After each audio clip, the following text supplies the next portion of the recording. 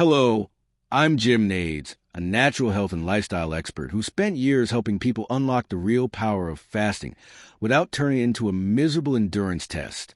You might be one of those determined souls who powers through an entire fasting window on nothing but water, gritting your teeth against the hunger, convinced that every single calorie you avoid is another victory. And yet, despite all that heroic effort, you still end up foggy-headed, cranky, and wondering why fasting feels more like punishment than progress. If that sounds familiar, here's the uncomfortable truth. You could be doing everything right by the strictest rules and still completely missing the actual benefits. Because the popular idea that a proper fast means absolute zero, nothing but water, not one solitary calorie, isn't the full story. In fact, it's only half the story, and it's the less important half. The real game changer isn't total deprivation. It's understanding what actually interrupts the deeper metabolic state you're chasing. Some of the most common cheats people rely on, that innocent splash of milk in your morning coffee, for example, can quietly slam the brakes on the entire process you're working so hard to trigger. That's why today I'm going to hand you something far more useful than another lecture on willpower. I'm going to reveal 5 surprising things you can actually consume during your fasting window that will not only keep the benefits flowing, they can actually amplify them. And yes, before we're done, I'll also warn you about a few seemingly harmless items, including a very popular kind of chewing gum, that can sabotage everything without you even realizing it. If you ever started a fast full of hope only to crash into irritability, brain fog, or hunger so intense you swore this lifestyle just isn't for you, then keep reading. This is for you. The first thing we have to do is throw out the old starvation mindset. Fasting done correctly isn't about suffering. It's about flipping a hidden biological switch most people never even knew existed. Here's the only question that should guide every decision you make inside your fasting window. Will this stop my body from producing ketones? That's it. That single question is the entire ball game. You probably heard of ketones as an alternative fuel your body burns when carbs are scarce. That's true, but it's only the surface-level explanation. The far more exciting truth is that ketones are powerful signaling molecules, tiny messengers that travel through your bloodstream delivering VIP instructions to every cell in your body. Picture the mitochondria inside your cells as microscopic power plants. These are the engines that keep you alive, energized, and mentally sharp. Over the years, those power plants accumulate damage. They get sluggish, rusty, and start spewing out harmful byproducts, the cellular equivalent of black smoke pouring from an old factory. Scientists call that oxidative stress, and it's one of the biggest drivers of aging and age-related disease. When ketones arrive on the scene, everything changes. They don't just provide cleaner fuel. They walk into those worn-out power plants like a world-class maintenance crew and announce, "All right, everyone, drop what you're doing. We're shutting down production for a deep clean and renovation." Broken machinery gets repaired or recycled. Efficiency skyrockets. And here's the mind-blowing part. Your cells actually start building brand new, upgraded mitochondria to handle the load better than before. This isn't theory. This is one of the most well-documented anti-aging mechanisms we've ever discovered. So anything that keeps those ketone maintenance crews on the job site just a few extra hours every day is pure gold for your health and longevity. Now, what's the one thing guaranteed to send those crews packing and shut the whole operation down? A single hormone, insulin. Think of your stored body fat as energy locked inside thousands of little storage units. To create ketones, your liver has to open those doors, pull out the fat, and convert it into usable fuel. Insulin is the master key that locks every single one of those doors. The moment insulin shows up in your bloodstream, even a tiny amount, click, everything locks tight. No fat leaves. No ketones are made. The renovation project is canceled. That's why calories are not the real enemy. The real enemy is anything that triggers an insulin response. What triggers insulin? 2 main things. Sugar, in virtually any form. Table sugar, honey, fruit juice, milk sugar, you name it. Protein, yes. Even healthy protein in significant amounts will raise insulin and halt ketogenesis. Fats, on the other hand, barely nudge insulin at all. That single fact is the foundation of everything that follows. Keep insulin low, doors stay unlocked, fat flows, ketones keep flowing, cellular cleanup and rejuvenation continue full steam ahead. Armed with that understanding, we can finally build your fasting toolbox, your personal safe list of things that make fasting easier, more enjoyable, and dramatically more effective. Let's start with the simplest category: beverages. Black coffee and unsweetened tea, green, black, herbal, doesn't matter, are absolute superstars during a fast. Not only do they trigger virtually zero insulin response, they come loaded with polyphenol, plant compounds that act as extra cleanup crews for your mitochondria. In other words, they give you a bonus boost of the exact same repair processes ketones are already handling. It's like hiring a second shift. And yes, I know the objection that's screaming in your head right now, but Jim, I can't drink coffee black. I need my creamer. Here's the hard truth. Even a tiny splash of milk or cream contains lactose, milk sugar. That sugar hits your bloodstream, insulin spikes, doors lock, ketone production stops. Your fast is effectively over the moment that cow juice touches your lips, no matter how little you used. So if you want the real benefits, you have to go black, or find one of the insulin-friendly alternatives we'll cover later in the list. Stick with me, because what's coming next will completely change the way you think about fasting forever. Now we come to the next powerful category of things that are completely safe to use while fasting. Item number 2, what I call smart fats. We already know that pure fats have almost no effect on insulin levels. This is exactly where that rule becomes incredibly useful. If you really need something to make your coffee or tea more enjoyable, I have great news for you. A splash of genuine heavy cream is perfectly acceptable. Heavy cream is almost entirely fat. It contains virtually no sugar and practically no protein, so it will not break your fast in any meaningful way. There's one small downside worth knowing about. Some research suggests that the fat in heavy cream can bind to the valuable polyphenol found in coffee and tea, which slightly reduces how much of those compounds your body can actually use. It's not a serious problem, and it definitely doesn't end the fast, but it's good to keep in mind. The fasting state itself stays fully intact, and that's our main priority. If you want a little sweetness without any consequences, you can confidently add natural zero-calorie sweeteners, such as allulose, monk fruit, or stevia. None of these raise insulin at all, so they are completely safe and will not interrupt your fast. But now I want to introduce you to a very special kind of fat that I personally consider a true fasting miracle. It's called MCT oil. MCT stands for medium-chain triglycerides. Unlike ordinary dietary fats that have to go through a long and complicated digestion process, MCT oil is different. It is absorbed directly from your intestines and transported straight to your liver. And here's the miraculous part. The moment MCT oil reaches the liver, it essentially forces the liver to produce ketones, often even if insulin happens to be a little elevated. This changes everything. Suppose you accidentally consumed something that contained a small amount of protein, and your insulin went up slightly. Normally, that would pause ketone production completely. But when MCT oil is present, your liver keeps making ketones anyway. It acts like a secret backdoor that guarantees you remain in the beneficial fasting state no matter what. If you decide to use MCT oil, please start very slowly. It can be hard on the digestive system if you're not accustomed to it. I always advise my clients to begin with just 1 teaspoon per day, usually blended into their morning coffee. From there, you can slowly increase to a full tablespoon. For the strongest possible ketogenic effect, choose an MCT oil that is primarily or entirely C8, also known as caprylic acid. C8 is by far the most powerfully ketogenic of all the MCTs. This one simple oil can become your greatest ally in crushing cravings and keeping your mind sharp, focused, and clear throughout the entire fasting period. Now, let's move on to something that feels an awful lot like eating, even though from a metabolic standpoint it really isn't. Item number 3, fiber that feeds your friends. This is one of my absolute favorite topics because it is built on a fascinating idea called the gut-centric theory of hunger. For many years, we believed hunger was simply caused by an empty stomach sending "feed me" signals to the brain when it's stretched or contracted.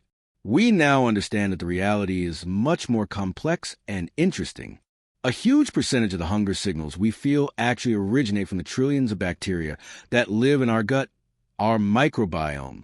These little gut buddies get hungry too. There are certain types of fiber that human cells cannot digest and cannot extract any calories from. But to our gut bacteria, these fibers are their absolute favorite food. When you give them what they want, they respond by releasing powerful satiety signals, including a hormone called GLP-1 that travel up the brain and say, "Everything is fine down here. All our needs are met. There's no reason to go searching for food." The sensation of hunger simply melts away. There was an extraordinary study done in China that demonstrates this perfectly. Researchers took one group of volunteers and put them on a strict 2-week water-only fast. As you would expect, they were extremely hungry the entire time. Then they took a second group who also drank only water, but with one tiny addition. Each day they received roughly 100 calories of pure, non-absorbable soluble fiber, food exclusively for their gut bacteria. The result was astonishing. The second group reported almost no hunger at all for the full 2 weeks, simply because their gut microbiome was happy and satisfied. So how can you use this discovery in your own fasting routine? 2 outstanding options stand out. The first is basil seeds. Please don't confuse them with chia seeds, although they look quite similar. When you add basil seeds to water, they swell up dramatically and contain even more fiber than chia seeds. They help you feel full, keep you well hydrated, and most importantly, they feed the beneficial bacteria in your gut. The second fantastic choice is psyllium husk. This is pure soluble fiber that you can very easily stir into a glass of plain water or a cup of herbal tea, never juice or anything sweetened.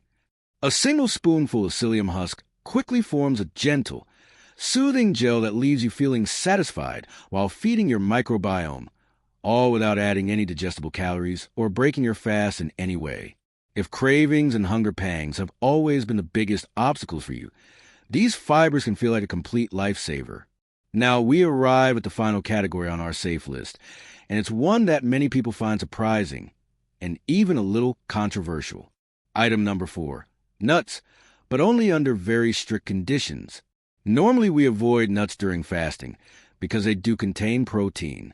However, the brilliant work of my friend Dr. Walter Longo, who is a world-renowned leader in longevity and fasting research, has shed completely new light on this subject. In his studies on what he calls the fasting mimicking diet, Dr. Longo wanted to find out whether a small amount of specific nuts would knock people out of ketosis. He gave one group of fasting participants a specially formulated nut-based bar for breakfast, while the other group continued fasting until lunchtime. Then he measured ketone levels in both groups. What he discovered was remarkable. The group that ate the nut bar did not stop producing ketones at all. For all practical purposes, their fast remained fully intact. As far as I know, this is the only direct human study of its kind, and the results are extremely promising. So what does this mean for you in everyday life? It means that a very small handful, and I really do mean a very small handful, of certain nuts is most likely perfectly acceptable. The best options are nuts that are extremely high in fat and relatively low in protein, such as macadamia nuts, pistachios, or Brazil nuts. Here is the absolutely crucial condition. They must be completely plain, either raw or plainly dry roasted with nothing else added. You must avoid flavored nuts completely.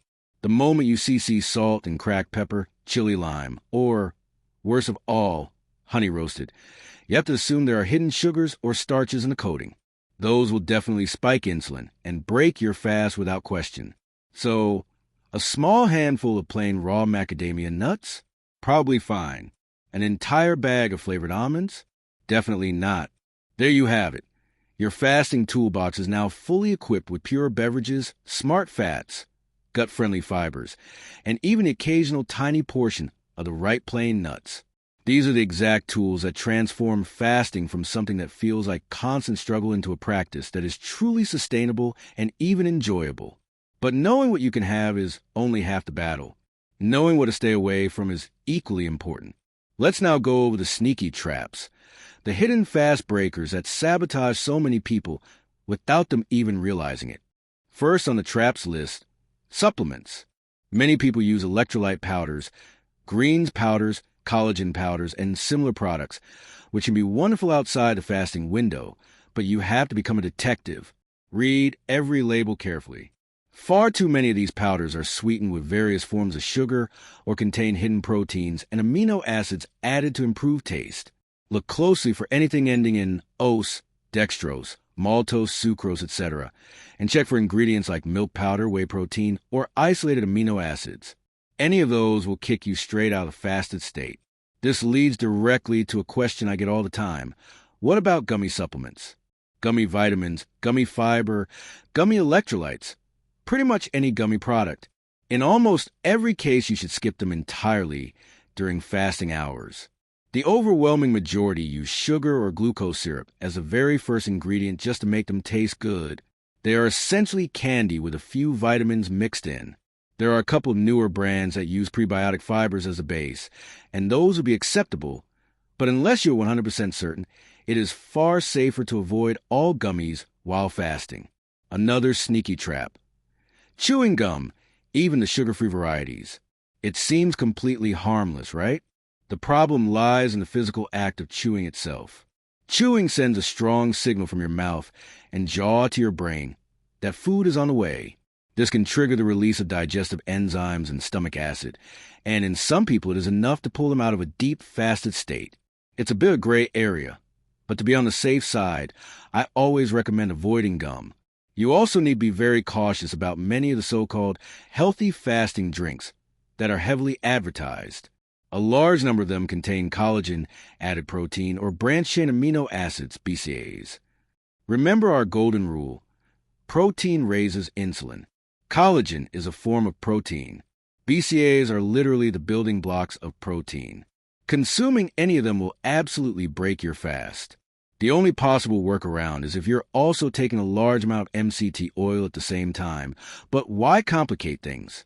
It is far easier and cleaner to simply avoid protein completely.